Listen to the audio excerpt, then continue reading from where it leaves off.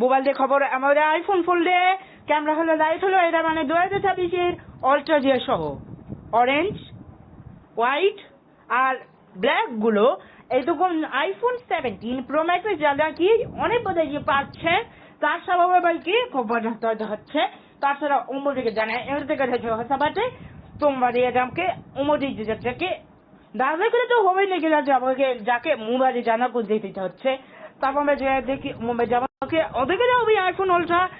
তাকে পুরো फोल्डेबल আর iPhone 17 pro max এই কবে যায় উনকবে যাইবো সেলফিও মোবাইল में সেলফি 3 সেলফি